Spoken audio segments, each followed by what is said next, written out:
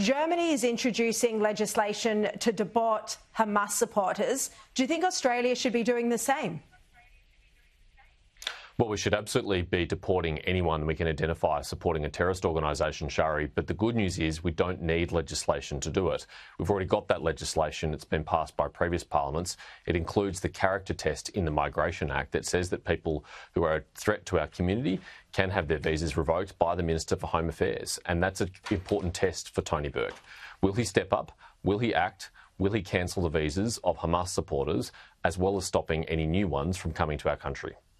And it doesn't seem like that's happening at the moment, does it? I mean, the comments we heard from the ASIO Director General, Mike Burgess, on the weekend seem to be that the government's policy is that it might be fine for some Hamas supporters to come to Australia on these temporary visas.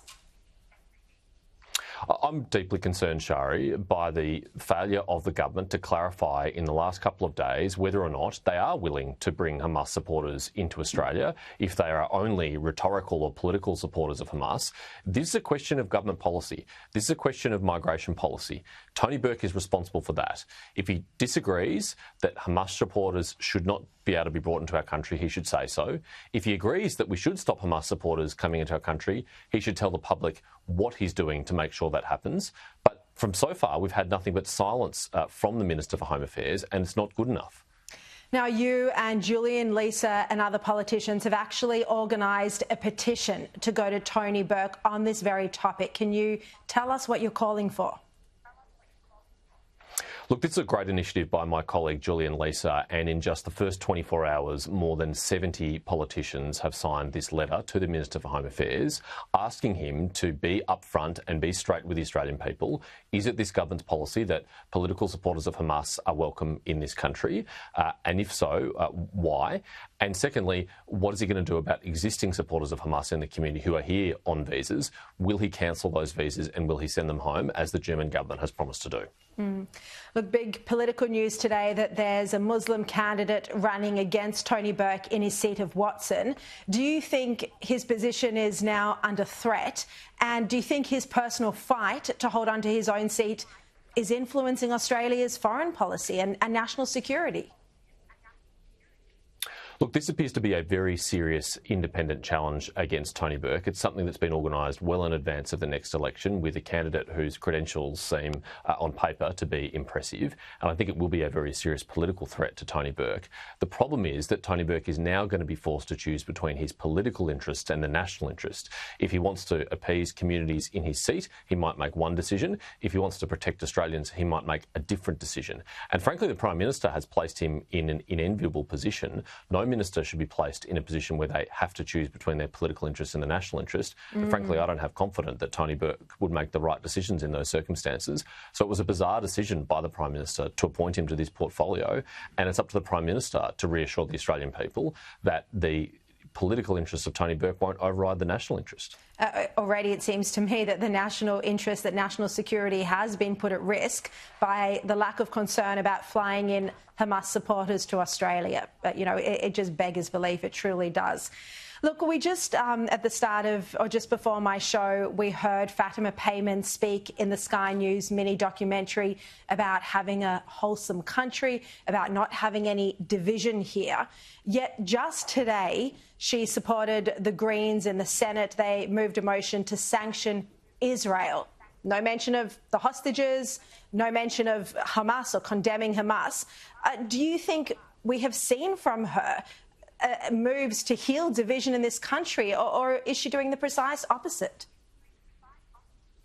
Well, they're fine sentiments, but I don't think Senator Payman or the Greens have lived up to those sentiments. In fact, since the 7th of October, both of them have sought every opportunity to weaponise this conflict for political purposes.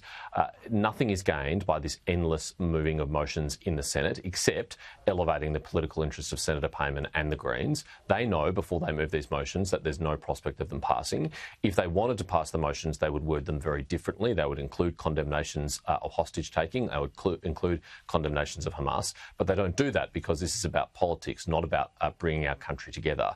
So I think we should look at those words from Senator Payman and others in that documentary as hollow words, as insincere words, and I think she should reflect, if she really wants to deliver those outcomes in Australia, a different approach is necessary.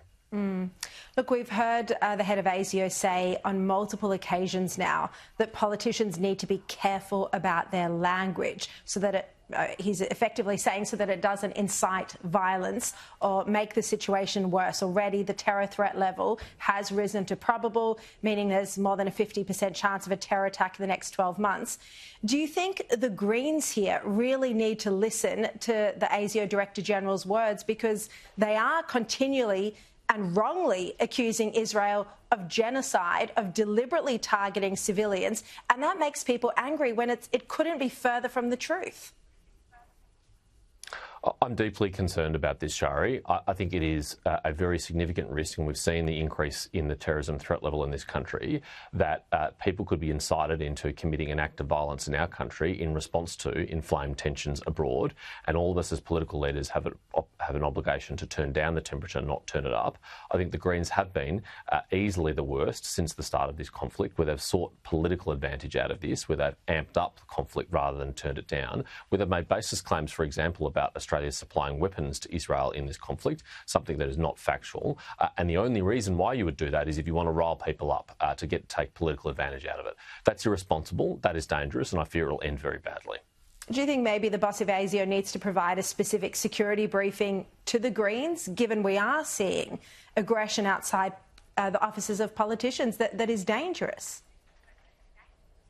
In my experience, security briefings like that are always on offer and always available for those who want to take it up. Whether the Greens would be willing to take up a briefing like that, let alone take out the lessons from that briefing, is another question. All right, James Patterson, really appreciate your time as always. Thank you. Thanks, Shari. And coming